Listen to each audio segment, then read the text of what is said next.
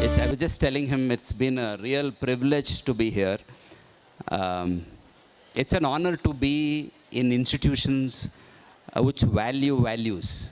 Because I always say that anyone who do not value values will not have value. Understand this very, very clearly. Because our valuation tomorrow will depend on how much value based we are. Okay?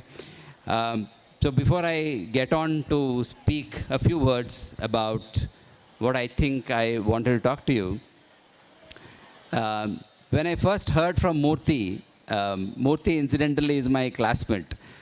Both of us studied way back from my 4th standard to 10th standard. I am meeting him after that now. It's a great opportunity. Life comes a full circle. When he called me, I said, no, I will not miss this opportunity for two things. Because I love speaking to students. Not because I can lecture them, but they teach me a lot. Whenever I interact with students, they give me a lot of insights into how the world is going to be. And I must tell you, when I came here, it's a real confidence that the world is in a safe hands, especially when it is run by institutes like, Sri Prakash. What struck me from the morning that I've come here is everything so meticulously planned. These are not things that will happen today. If one thinks, see, there are many institutes that I go to where people talk about values. There is a very difference between living a value and talking about it, right? I think this institute really lives for that. And my kudos to the entire team which organizes RimZhim. I hear that it is an 18th edition. A huge round of applause to all the people who have kind of made it possible for the last 18 times. It's not, to me RimZhim is not, the little that I understand, RimZhim is not an event. I think it's a movement that you're doing because RimZhim has components of spirit, literature, your curriculum. It has every component that qualifies to make it a holistic 360-degree learning experience. And today, one of the things that we are missing in our academics is participating in extracurricular activities. And as my friend and I were talking, there is nothing called extracurricular because it is in curriculum. It has to be in curriculum. You are playing, you are speaking, you are learning, you are dancing. Everything improves you overall. And I think what RimZhim does is actually bring out that talent from you. My advice, I wouldn't say advice, my suggestion to you, when I see the children performing here, when I see them doing a lot of these things, something happens when you graduate into the business schools and beyond engineering or whatever you do in your life.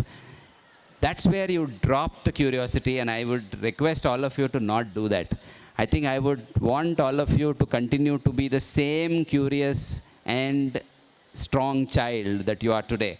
Because if you continue this habit, there is nothing that will stop you. And I think you have the best of the places to explore your capabilities, best of the teachers, best of the institute, best of the environment, so you should use it.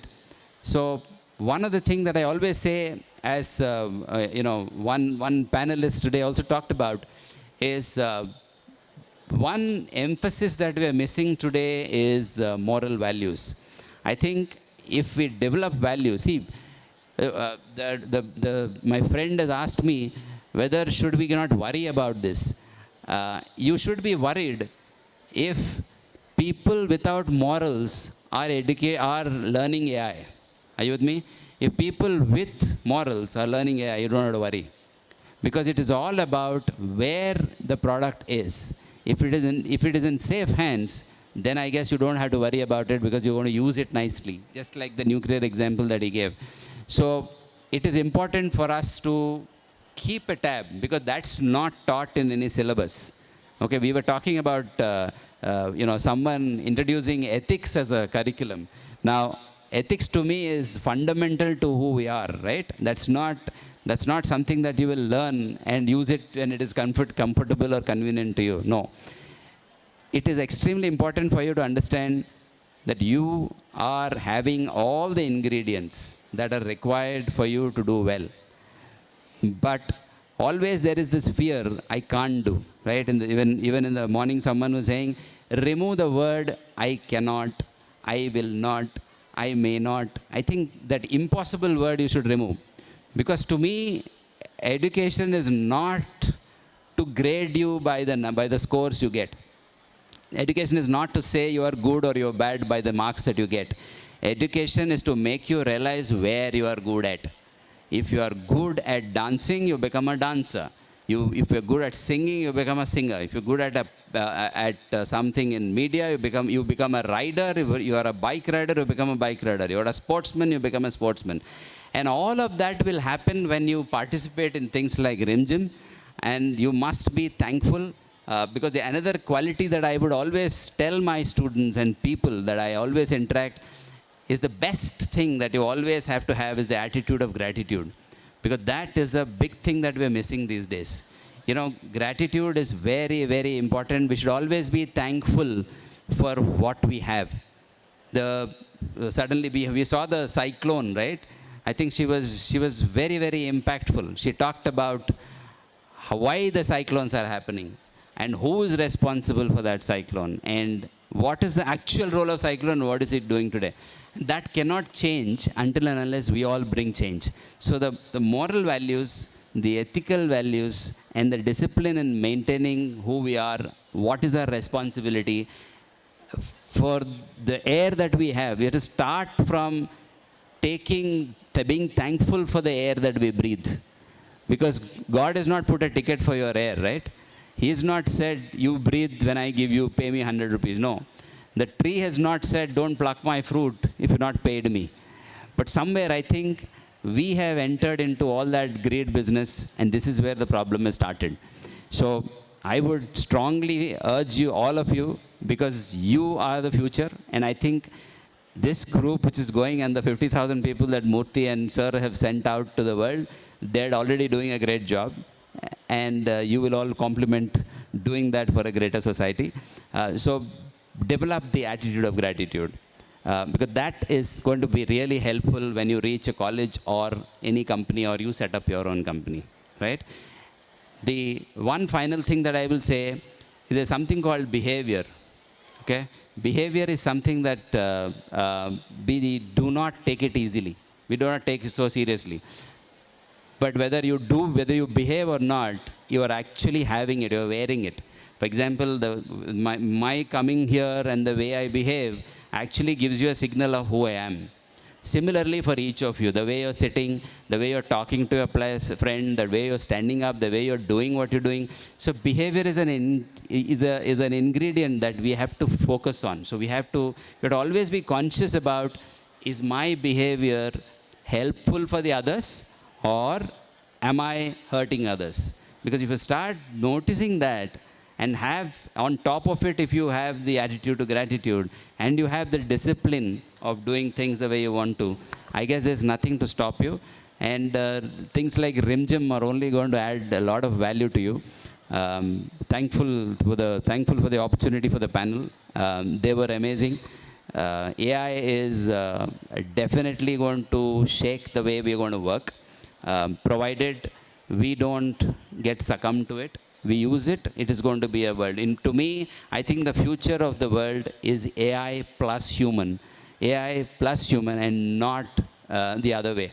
It is not going to replace, in my view, if you do not allow it to replace, right? There are people who are already thinking of doing the jobs through AI, but it can only do, for example, there was a recent, some students got together and they have got all sorts of tunes into AI and they developed a fantastic tune, which is developed by AI. You know what they did on top of it? They didn't stop there. They got a Carnatic music specialist to come and fine-tune that tune that AI has created, and that tune went viral, and that's how. So always a combination of a technology and human has always been successful. Never has one succeeded without the other. Today, all of us are living with technology. Even with AI, we will live with AI. That's all it is. It is not that you will succumb to AI.